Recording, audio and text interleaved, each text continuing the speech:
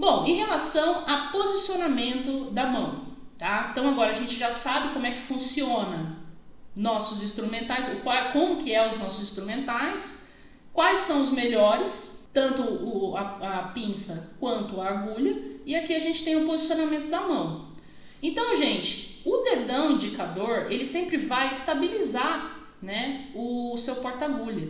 Porque se você não tiver um dedo para fazer todo o movimento, se não tiver um dedo para você fazer todo o movimento, você acaba tendo mais dificuldade. E os dois dedos que você vai fazer a abertura e o fechamento da catraca, né, são esses dois, tá? O meu dedo o dedo depois do dedo do meio, eu não lembro se eu acho que esse aqui é o anelar e o polegar. Anelar e polegar, tá?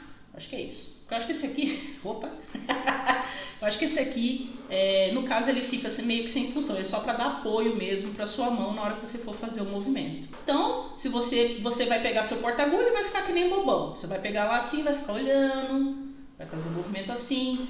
Senta como se você fosse fazer uma cirurgia. Imagina, gente, vocês não têm imaginação? Poxa, senta, né? Aí você vai pegar, vai, né, trabalhar com o braço em 90 graus. E aí você imagina que você vai dar um ponto, fazendo o posicionamento da agulha. Então você começa assim, você começa sem suturar em lugar nenhum, apenas treinando o posicionamento do seu porta-agulha. Aí você abre e fecha ele diversas vezes para você entender como é que funciona, como que seus dedos vão ter que funcionar. Eu tenho uma dificuldade enorme em fazer aquele negócio assim com a mão, né? Vida próspera, sabe? Do Jornada nas Estrelas. Se eu tiver que fazer assim, ó, já não faço, tá vendo? Não abro. Não sei se vocês... Deve estar todo mundo tentando fazer agora, né? Mas se você treinar um pouco, ó, você consegue, tá vendo? É a mesma coisa,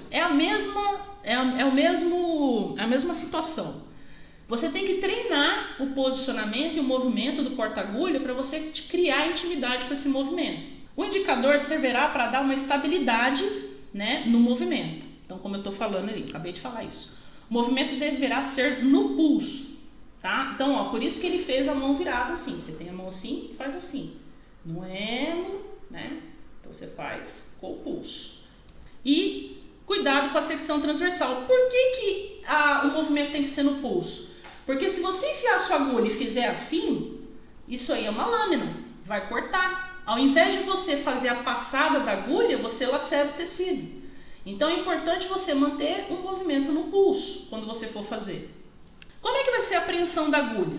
Bom, gente, o lugar onde você vai prender a agulha é 3/4 da região ali onde você insere o fio. Aqui você tem uma agulha, ok? E aqui seria o local onde o fio seria inserido. Essa agulha aqui, eu falo que é a agulha do demônio, né? Deus foi lá e inventou sutura com o fio grudado na agulha. Aí foi lá o demônio e fez o suturim e essa porcaria aí que você aquela agulha de catraca. Esse negócio aí é do demônio. Isso daí, para lacerar tecido é uma beleza. Mas eu só queria pegar essa agulha para mostrar onde você tem que aprender o porta-agulha na agulha, né, com o fio. Pelo amor de Deus, você não usa essa porcaria para poder suturar seus pacientes. Aliás, gente, é assim, né? Eu falo dessa maneira brincando, mas eu já vi lugares que o pessoal suturava com fio dental. Às vezes é melhor suturar com alguma coisa que suturar sem nada, ficar sem nada. Eu trabalhei num local, eu acho que eu já contei essa história para vocês, que o cara só fornecia suturim.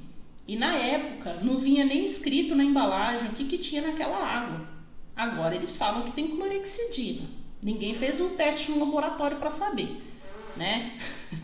Para ser liberado na Anvisa deve ser clorexidina mesmo. Mas fico com o meu pé atrás, porque na época não vinha nada escrito lá dentro, o que era aquela água, né? E você ficava na confiança de que aquilo era uma coisa boa, né? Porque afinal ficava o fio boiando lá dentro. Era um fio de algodão, não era um fio nem de nylon, nem de seda, é fio de algodão, né?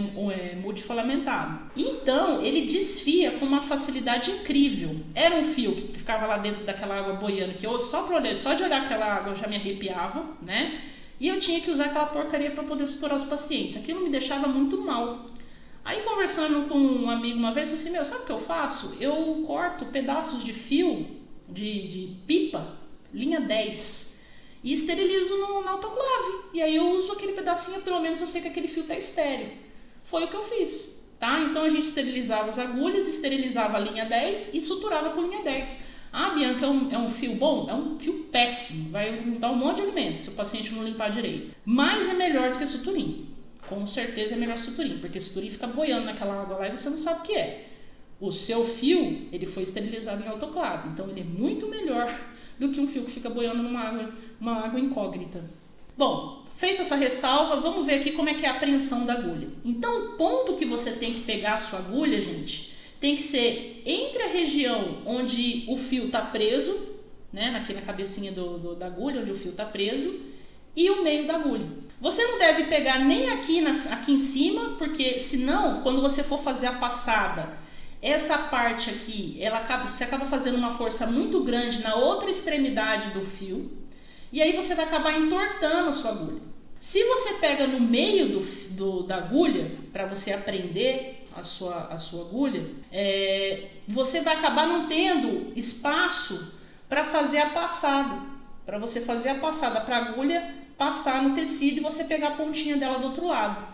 Então, observe se você está fazendo o que a gente chama de 3/4 da agulha, né? Então, se dividir a sua agulha em 4 partes, perdão, você vai pegar em 3/4. Então, você dividir ela em 4 e vai pegar em 3/4. Para mim, aquela água era um verdadeiro caldo de cultura bacteriana. Também concordo, Glaucia, um nojo aquela água, não sei o que era aquilo. Ai, mas tá fechado no vidrinho. Ah, o ar, tem poluição. Ah, não.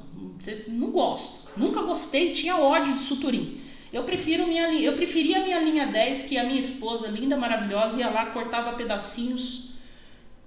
Olha a paciência da pessoa. Cortava pedacinhos de luva, cortava os pedacinhos para mim, fazia os fiozinhos, enrolava os fiozinhos, fazia pacotinho. Na época eu podia fazer pacotinho de papel pardo. Gente, eu sou antiga.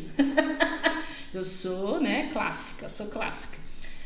Fazia pacotinhos de papel pardo e colocava na autoclave. Hoje não se pode mais usar papel pardo, mas você tem o graal cirúrgico, que você tem transparente, faz vários pacotinhos, põe lá dentro, sela, esteriliza e põe a data.